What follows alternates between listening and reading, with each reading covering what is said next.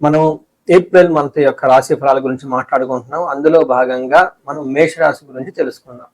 మేషరాశి గురించి తెలుసుకోబోయే ముందు ఈ యొక్క మాసంలో 2 ముఖ్యమైన విశేషాలు ఉన్నాయండి. యాక్చువల్గా 3 ముఖ్యమైన విశేషాలు ఉన్నాయి. అవేంటో తెలుసుకుందాం. ఫస్ట్ది ఈ మాసంలో మనకి ఆపుతారా కదా ఈ మాసంలో 3 ముఖ్యమైన విషయాలు ఉన్నాయి. ఒకటి, ఈ ఏప్రిల్ మంత్ లో మనకి 4 గ్రహాలు మారుతూ ఉన్నాయండి. అవి ఏంటంటే సూర్యుడు, కుజుడు, బుధుడు, శుక్రుడు. ఈ 4 గ్రహాలు ఈ ఏప్రిల్ మంత్ లో మారుతూ ఉన్నాయి. నెక్స్ట్ ముఖ్యమైన విషయం ఏంటంటే ఈ యొక్క ఏప్రిల్ మంత్ ఏదైతే ఉందో ఇందులో ఫస్ట్ 15 డేస్ చైత్ర మాసము, తర్వాత 15 డేస్ వైశాఖ మాసంతో కూడుకొని ఉంది. ఇందులో ఒక విశేషం ఇంకొకటి ఏమంటే మనకి 19వ తారీఖున మనకి వైశాఖ మాసము శుద్ధ తృతీయ రోజున ఆ రోజున మనకి 19వ తారీఖున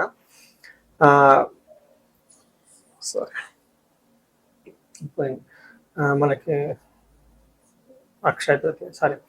అక్షయ తృతీయ పండగ ఆ రోజు మనకు జరుగుతూ ఉందండి. ఇది చాలా ముఖ్యమైనది. అంతేకాకుండా వైశాఖ మాసంలో ఉదక కుంభదానం అంటారు. ఇది చాలా మందికి ఐడియా ఉండదు. ఒక ఉదక కుంభదానం అంటే నథింగ్ బట్ అంటే వాటర్ బాటిల్ అని మనం అనుకోవచ్చు.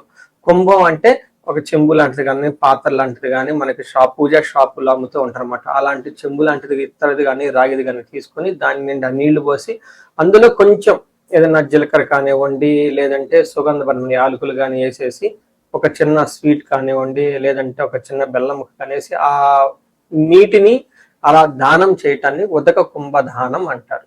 మనకి శ్రీరామనవమికి పానకం వడపప్పు పంచడంలో కూడా ముఖ్య ఉద్దేశం కూడా ఇది. అలా గనక నీళ్లు గనక పంచి ఇవ్వగలిగితే చాలా లాభప్రదంగా ఉంటుంది అని మనకి శాస్త్రాలు వివరించడం జరిగింది. సో ఈ ప్రకారం మనం చూసుకుంటే ఉదక కుంభదానం అది పర్టికులర్గా మనకి పౌర్ణమి తర్వాత వైశాఖ మాసం ఇప్పుడైతే అమావాస్య తర్వాత అమావాస్య తర్వాత మనకి వైశాఖ మాసం వస్తుంది. ఈ వైశాఖ మాసం ఇలా గనక చేయగలిగితే ఎంతో పుణ్యప్రదము, ఎంతో శుభప్రదము, అందరికీ విపరీతంగా ధనము ధాన్యము కలిసి వచ్చే అవకాశం ఎక్కువగా ఉంటుంది.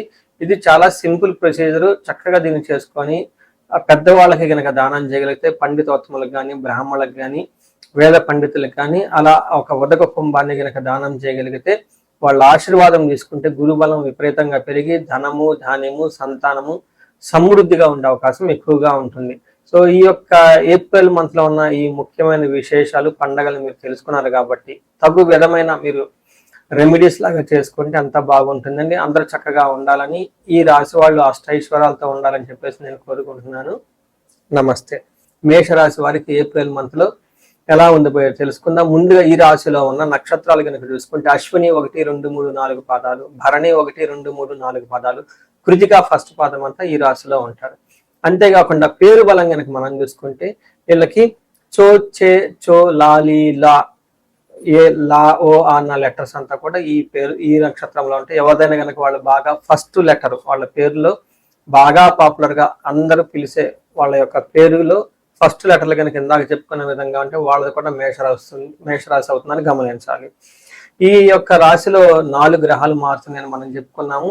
ఈ యొక్క గ్రహ స్థితి కనుక చూసుకుంటే ఏప్రిల్ 2వ తారీఖున కుజుడు, 11వ తారీఖు 14వ తారీఖు సూర్యుడు, 11వ తారీఖు బుధుడు, 19వ తారీఖు శుక్రుడు మారుతూ ఉన్నారనమాట. ఈ యొక్క గ్రహ స్థితి పెట్టి చూస్తే మనకి సూక్ష్మ గోచారము, లఘు గోచారం అన్న ఒక కాన్సెప్ట్ ప్రకారం మన మహర్షి ఇచ్చిన ఈ కాన్సెప్ట్ ప్రకారం సూక్ష్మంగా లేక వార్తల హెడ్లైన్స్ ఎలా ఉంటుంది అనేది మనం సంక్షిప్తంగా చక్కగా ఎలా ఉంటుందో తెలుసుకోవచ్చు. దీని ప్రకారం మనకి ఎలా ఉంటుందంటే ఈ మాసం అంతా ధనచ్ఛేదం, ఎవరికైతే మేషరాశి వాళ్ళు ఉంటారో ధనం విపరీతంగా ఖర్చు అయ్యే అవకాశం ఎక్కువగా ఉంటుంది. స్థాన నాశనం అంటే ఉన్న పదవులు కానివ్వండి, లేదంటే ఉన్న జాబ్ లో ఉన్న ఒక డిగ్నిఫైడ్ పొజిషన్ కానీ కోల్పోయే అవకాశం ఉంటుంది. ఇవి చాలా ఎక్కువగా ఫస్ట్ హైయెస్ట్ మీరు సీరియస్ గా కన్సిడరేషన్ చేయవలసిన పాయింట్ ఏదైనా కనుక మంతలో ఉందంటే ఈ యొక్క పాయింట్ ని మాత్రం గమనించాలి. అంతేకాకుండా విద్యార్థి పరాభవం, అవమానం జరిగే అవకాశం ఎక్కువగా ఉంటుంది. రోగం, విపరీతమైన రోగాలు కానీ ఏమన్నా వచ్చేసి తద్వారా కొంచెము ఆటంకాలు కలిగే అవకాశం ఎక్కువగా ఉంటుంది. బాధపడాల్సిన అవసరం ఎక్కువగా ఉంటుంది. ఫైనల్ గా శుక్రుడు 2వ ప్లేస్ లో ఉంటే విత్త సిద్ధి, ధనం ప్రకారంగా బాగుంటుంది, కుటుంబం అంతా బాగుంటుంది, సమృద్ధిగా ఉంటారని చెప్పొచ్చు. ఇక్కడ మీరు గనక చూసుకుంటే ఉన్న ఒక శుక్రుడు చాలా చక్కగా సపోర్ట్ ఇస్తున్నారు. రెండు గ్రహాలు సపోర్ట్ ఇవ్వటం లేదు. పర్టికులర్ గా మార్స్, కుజుడు, బుధుడు, సూర్యుడు వచ్చేటప్పటికి 50-50గా ఉన్నారు. అంటే మీరు ఏ ప్రకారంగా కనుక చూసుకున్నా ఈ రాశి వాళ్ళకి 50-50గా ఉంటుంది. ఓకే, అంత అనుకూలంగా ఉండదు, అలానే అంత పెద్ద సూపర్ గా కూడా ఉంటుందని మనం చెప్పుకునే అవసరం అయితే లేదు. ముఖ్యంగా జాబుల విషయంలో మాత్రం చేస్తున్న వృత్తిలో ఛాలెంజెస్ ఉండే అవకాశం ఎక్కువ ఉంటుందని గమనించాలి. ఇందులో మీరు సూర్యుడు కనుక చూసుకుంటే ఫస్ట్ హౌస్ లో ఉన్నారు. సూర్యుడు ఫస్ట్ హౌస్ లో ఉంటే ఏమని చెప్తారు మన మహర్షులు సంస్కృతంలో?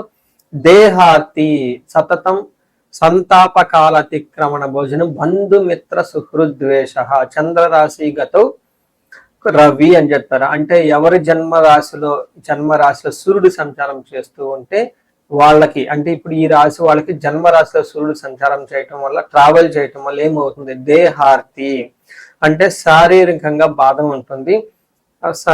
సత్వం, ఓకే, అంటే స్ట్రెంత్ లేకుండా వీక్ గా ఉండే అవకాశం ఎక్కువగా ఉంటుంది. సంతాప కాలతిక్రమణ భోజనం, టయానికి భోజనం చేయకుండా బంధుమిత్రులతో గొడవలు అయ్యే అవకాశం ఎక్కువ ఉంటుందని చెప్తూ ఉంటారు.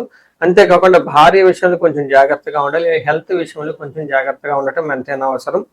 కొంచెం ట్రావెల్ చేస్తే జాగ్రత్తగా ఉండండి. వాహనాలు అవన్నీ నడిపేటప్పుడు పర్టికులర్ గా కొంచెం మనకి యాక్సిడెంట్లు అయ్యే అవకాశం చాలా ఎక్కువగా ఉంది ఈ రాశి వాళ్ళకి. తర్వాత 12th రాశిలో 12వ స్థానంలో కుజుడు ఉండటం వల్ల ఇక్కడ మిక్స్డ్ రిజల్ట్ ఇస్తారని గమనించాలి. కుజుడు 12వ స్థానంలో ఉంటే మన శాస్త్రాలు ఏం చెప్తారు? ప్రవాసం వ్యాధి పీడాంచ బంధు వైరం ధనక్షయం దేహ పీడాది రోగం పీడాంచ సంచారం ద్వాదశ రాశిగే కుజ అని చెప్తారు. అంటే 12వ స్థానంలో కుజుడు ఉండటం వల్ల ఏమవుతుంది? ప్రవాసం అంటే ఉన్న ప్లేస్ నుంచి దూర ప్రయాణాలు చేసే అవకాశం ఎక్కువగా ఉంటుంది. దూర ప్రదేశాల్లో ఉండే అవకాశం ఎక్కువగా ఉంటుంది. బంధువులతో గొడవలు అయ్యే అవకాశం ఎక్కువగా ఉంటుంది. ధనక్షయం, ధనం కూడా ఖర్చు అయిపోతూ ఉంటుంది. అంతేకాకుండా దేహ పీడాం సంచారం, అనవసరంగా అటు ఇటు తిరగటము, ఫిజికల్ గా ఎక్కువగా టైర్డ్నెస్ ఉండే అవకాశం ఉంటుంది. అయితే వీళ్ళకి ఉన్న ప్లస్ పాయింట్ ఏంటంటే ధనం బాగా చక్కగా సంపాదించే అవకాశం ఎక్కువ ఉంటుందని గమనించుకోవాలి. తర్వాత శుక్రుడు 2వ స్థానంలో ఉంటే వీళ్ళకి చక్కగా కలిసి వస్తుంది. ఇది చాలా మంచి పొజిషన్ అని మనం చెప్పుకోవచ్చు. శుక్రుడు 2వ స్థానంలో ఉంటే కుటుంబ సౌఖ్యం, ఆరోగ్యం, స్త్రీ సల్లాపం, యశత్కరం, దేహ సౌఖ్యం, వస్త్రలాభం చ ద్వితీయ స్థానకే భృగు అంటారు. అంటే 2వ స్థానంలో శుక్రుడు ఉండటం వల్ల ఈ రాశి వాళ్ళకి ఎలా ఉంటుంది? ఒకటి, ఆరోగ్యం బాగుంటుంది. స్త్రీలతో చక్కగా ఆనందంగా చక్కగా ఉల్లాసంగా గడుపుతూ ఉంటారు. ఇన్ కేసు స్త్రీలు అయితే కనుక జెంట్స్ పురుషులతోటి చక్కగా ఉల్లాసంగా హ్యాపీగా గడిపే అవకాశం ఉంటుంది. కీర్తి ప్రతిష్టలు బాగుంటుంది. శారీరకంగా చాలా సౌఖ్యంగా ఉంటారు, డిగ్నిటీగా ఉంటారు అని మనకి శాస్త్రంలో వివరించడం జరిగింది. చూశారు కదా, ఒక్క విషయంలో కొంచెం జాగ్రత్తగా ఉండాలి. సూర్యుడి విషయంలోను కుజుడి విషయంలో కొంచెం, హెల్త్ విషయంలోను, తర్వాత జాబ్ విషయంలోను కొంచెం టఫ్ గా ఉండే అవకాశం ఉంటుంది. అయితే కుటుంబ సభ్యులతోటి, ఫ్యామిలీ మెంబర్స్ తో మాత్రం చక్కగా గడుపుతారు అని మనకి ఒక సూచన లాగా ఈ గ్రహస్థితిని మనకు పెట్టి చెప్పవచ్చు. మనకి నక్షత్రాలు ఇందులో అశ్విని, భరణి, కృతిగా 3 నక్షత్రాలు ఉంటాయి. ఇందులో అశ్విని నక్షత్రం వాడు చూసుకుంటే వీళ్ళకి క్షేమంగా ఉంటారు, సౌఖ్యంగా ఉంటారు, ధనలాభం ఉంటారు, చక్కగా విందులు, వినోదాలు, పార్టీలకైతే చక్కగా అటెండ్ అవుతారు. అయితే ఒక్క విషయం వీళ్ళు చాలా జాగ్రత్తగా ఉండాలి. అది ఈ నక్షత్రం వాళ్ళు నాశనము, మృత్యు భయము అని చెప్తూ ఉంటుంది. అంటే మంత్ ఎండ్ లో కొంచెం వీళ్ళకి ప్రాబ్లం అయ్యే అవకాశం ఉంటుంది, జాబులో కానీ చేస్తున్న వృత్తిలో కానీ. తద్వారా వీళ్ళకి వచ్చేది మృత్యు భయము. అంటే ఇక్కడ పరిస్థితులు బాగుంటుందా లేదా, ఏదైనా ప్రాబ్లం అవుతుందా లేదా, ఫ్యూచర్ ఉంటుందా లేదా అన్న ఒక భయ ఆందోళనకి గురయ్యే అవకాశం ఎక్కువగా ఉంటుందని గమనించాలి. అదేవిధంగా భరణి నక్షత్రం చూస్తే వీళ్ళకి క్షేమంగా ఉంటారు, విదేశ గమనము, ఫారిన్ వెళ్ళే అవకాశం ఎక్కువగా ఉంటుంది, సౌఖ్యంగా ఉంటారు, కంఫర్టబుల్ గా ఉంటారు. వీళ్ళకి కూడా మృత్యు భయము, నాశనం అనేది నెగిటివ్ సైడ్ లో చూపిస్తూ ఉంటుంది. అనుకున్న పనులు కాకుండా మధ్యలో ఎక్కడ ఆగిపోతుందా, ఫ్యూచర్ ఉంటుందా లేదా అని ఒక భయంతో ఉండే అవకాశం ఎక్కువగా ఉంటుంది. అనుకున్న పనులు కాకుండా కొంచెము అసహనానికి లోనయ్యే అవకాశం ఉంటుంది. కృతికా నక్షత్రం వాళ్ళు లాభప్రదంగా ఉంటారు, క్షేమంగా ఉంటారు, సౌఖ్యంగా ఉంటారు, చక్కగా విందులు అటెండ్ అవుతారు. వీరికి కూడాను నాశనము, మృత్యు భయము చెప్తూ ఉంటుంది. ఇందులో స్త్రీల ద్వారా లేదంటే